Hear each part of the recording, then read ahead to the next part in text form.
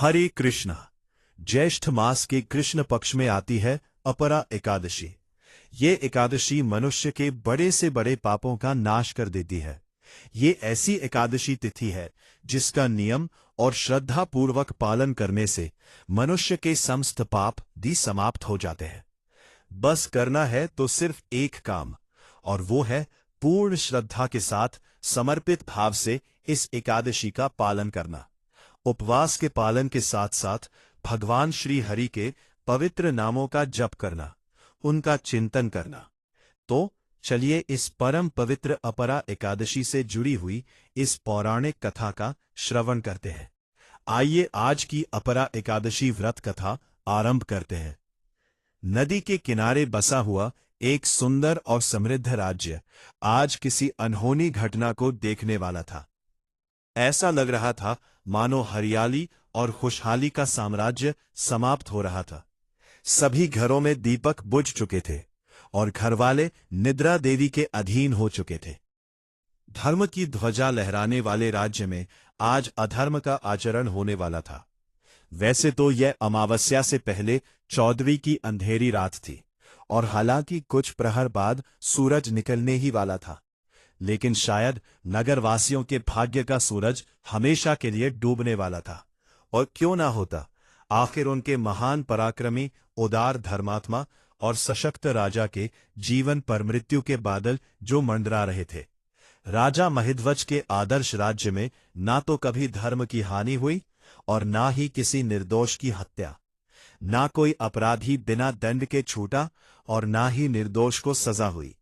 लेकिन कहते हैं ना, जिसे बाहर वाले पराजित नहीं कर सकते उसे घर वाले ही मार देते हैं।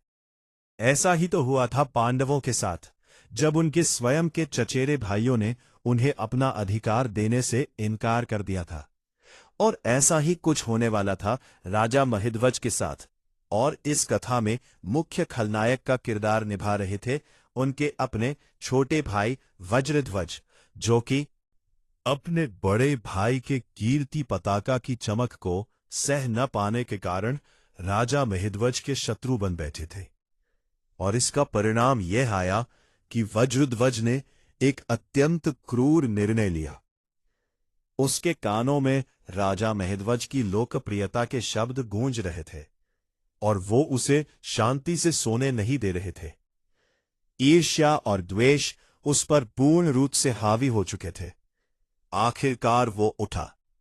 उस अंधेरी रात में अंधकार से भी ज्यादा काला कृत करने के लिए उसके कदम राजा महिध्वज के कक्ष की ओर बढ़ रहे थे। ना तो उसे किसी सिपाही ने रोका और ना ही उसकी अंतरात्मा की आवाज उसे सुनाई दी। आखिर उसने अपने बड़े भाई राजा महिध्वज के कक्ष में जाकर तलवार के निर्दय प्रहार करके सोते हुए भाई की हत्या कर दी। और इतना करके उसे शांति नहीं मिली थी, तो उसने राजा महिध्वज के शव को राज्य से बाहर एक पीपल के पेड़ के नीचे गाड़ दिया। अब देखिए, राजा महिध्वज का इसमें कोई दोष नहीं था। फिर भी इस प्रकार अकाल मृत्यु होने के कारण उन्हें अच्छी गति प्राप्त नहीं हुई और वे प्रेत योनि प्राप्त करके उसी पेड़ के ऊपर रहने लगे। काल का प्रवाह थोड़ा सा बीत गया और ईश्वर इच्छा से राजा महिध्वज के पुण्य प्रभाव से एक दिन यूं हुआ कि महान ऋषि धौम्य उस राज्य में उसी पीपल के पेड़ के पास से गुजरे।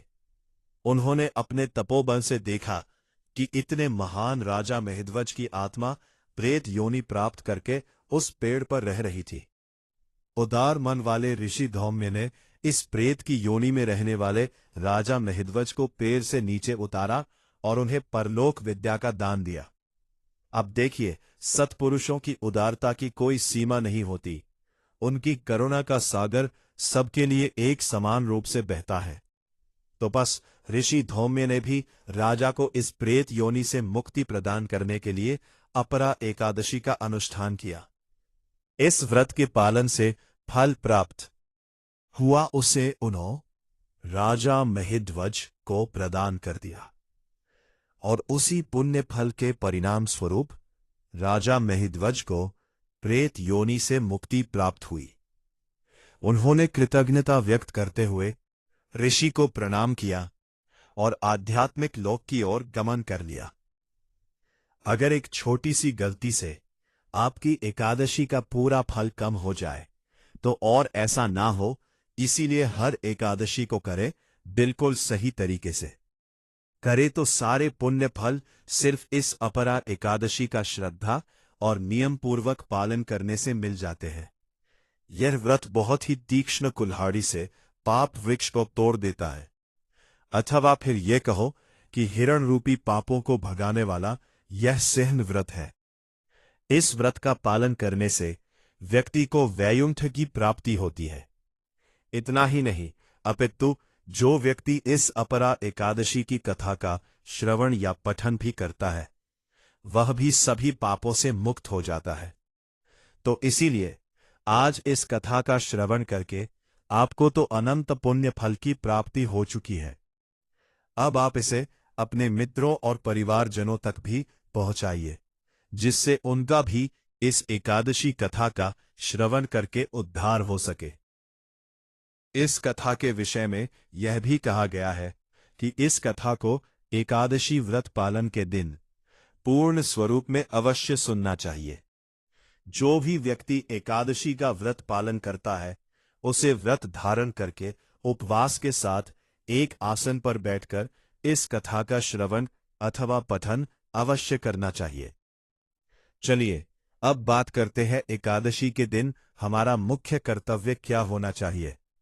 एकादशी तिथि का जब प्रादुर्भाव हुआ, तब भगवान नारायण ने उसे यह वरदान दिया था कि जो भी व्यक्ति इस व्रत का श्रद्धा और नियम पूर्वक पालन करेगा, उसके समस्त पूर्व पाप कर्मों का नाश हो जाएगा, उसे सर्वोच्च आध्यात्मिक फल मिलेगा और यहां तक कि उसे भगवान के वैकुंठ धाम की भी प्राप्ति होगी।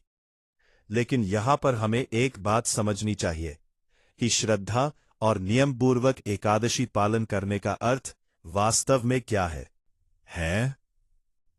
तो देखिए, एकादशी का पालन 3 प्रकार से होता है, मन, वचन और कर्म से। अगर आप इन तीनों में से किसी एक या 2 माध्यम से एकादशी करते हैं, तो भी वो व्रत पूर्ण नहीं माना जाएगा।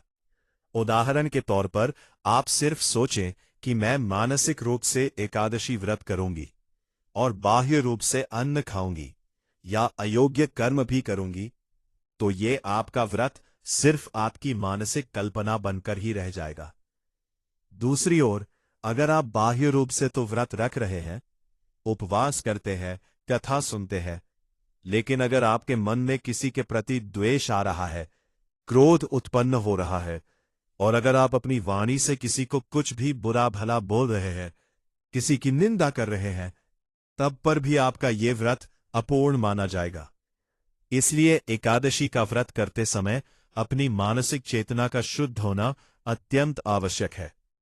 इसीलिए एकादशी के दिन मन को 24 घंटे भगवान श्री हरि के चिंतन में लगाए रखे, वचन को उनका हरि नाम जप करने में और कीर्तन करने में लगाए, और कर्म के द्वारा एकादशी का उपवास करे, हरे कृष्ण महामंत्र की माला का जप करे, तुलसी पूजन और भगवान की सेवा करे। और इस प्रकार आप मन, वचन और कर्म से एकादशी व्रत का पालन कर सकते हैं।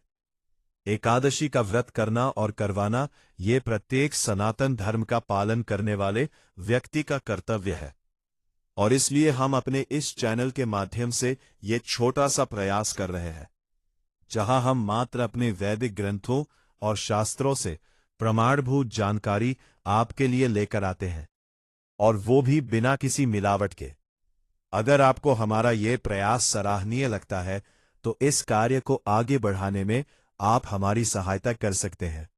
स्क्रीन पर दिए गए नंबर पर अपना आर्थिक योगदान भेजकर। आपके द्वारा प्राप्त हो रहे सहयोग से हमारी टीम का उत्साह तो बढ़ता ही है, लेकिन सनातन शिक्षा को संपूर्ण विश्व में फैलाने का पुण्य फल भी आप अपने आप ही अर्जित कर लेते हैं। आपके द्वारा हमारे लिए की जा रही प्रार्थना और इस चैनल को सब्सक्राइब करने से जो पुण्य फल आपको मिलेगा, उसकी कल्पना भी आप कर सकते हैं।